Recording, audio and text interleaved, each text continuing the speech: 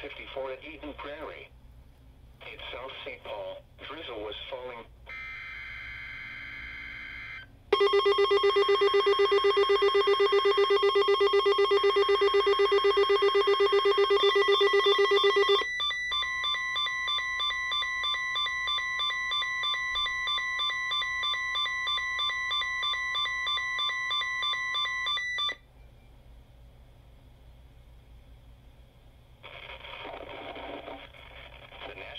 Service in Chanhassen, Minnesota has just activated the warning alarm on 13 weather radio stations across central and southern Minnesota and west central Wisconsin. During dangerous weather situations, these specially built radios are automatically activated to warn for the hazard. Tests of these radios are normally conducted by the National Weather Service in Chanhassen every Wednesday at 1 p.m. If severe weather threatens the area near the normal test time, the test will be postponed until next good weather day.